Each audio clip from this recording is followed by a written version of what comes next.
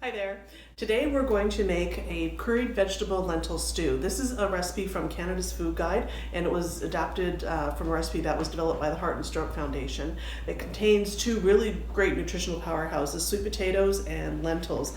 Lentils have been shown to lower blood glucose levels, so they're a great thing to add to your diet. The nice thing about this recipe is that most of these ingredients you probably have on hand, and it's really easy to pull it out and pull it together when you don't really know what you want to make.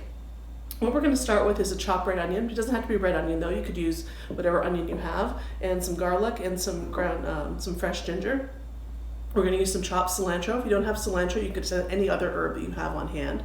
And we're going to use some curry powder and some garam masala. Some canned lentils that have been drained and rinsed. If you have dried lentils, cook them first and then add them in the recipe. We're going to use some chopped bell pepper. These are two peppers, any color that you like, doesn't matter what they are. If you have green, red, yellow, whatever you like. One sweet potato that was peeled and diced, and then some kind of green vegetable. Today I'm using peas. You could use green beans or baby spinach, whatever you have on hand, and some vegetable broth.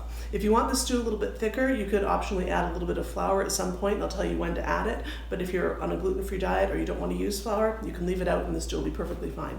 So I'll show you how to put that together. All right, so I have my skillet here over some medium-high heat, and I've added 2 teaspoons of sunflower oil. And to this I'm going to add the garlic and the ginger and the red onion. And we're going to saute that for a few minutes until the onion softens a little bit. And we're also going to add half of the cilantro. You're going to save the other half for garnish later. And we're going to add our spice mixture, the garam masala and the curry powder.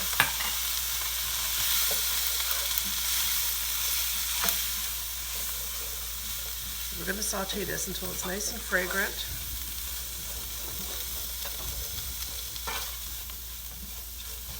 And we'll do this for about 2 minutes. Okay, so at this point, if you were using your flour, you would sprinkle in 2 tablespoons at this point and cook it out until it's been absorbed into the onion, ginger, and garlic mixture. And now we're going to add our vegetable broth. If you have your own homemade vegetable broth, that's great. If you don't, use a low sodium vegetable broth. And we're going to stir this and bring it to a boil. And making sure all the lumps are gone. And then once this comes to a boil, we're going to add the rest of our ingredients, our vegetables. We're going to add our bell peppers and our sweet potatoes and our lentils. We're going to mix this together, and we're going to bring it to the boil, then we're going to reduce the heat, and we're going to let it simmer covered for about 20 minutes. If you were using fresh green beans or any kind of fresh green vegetable, you would add it now. You could also add broccoli, something like that at this point. If you were using something frozen, like frozen green beans or frozen peas, don't add them now. We're going to add those a little bit later after it's finished cooking. Okay, so this has been simmering covered for 20 minutes now, and you can see it's gotten really thick, even without having to use any flour. So I really don't think the flour is necessary, even though it's part of the original recipe. So now what we're going to do, we're going to add in our frozen peas, and if you had frozen green beans or baby spinach, you would add it at this point, and just let those heat through. They don't take very long. And then it's pretty much ready to serve at this point.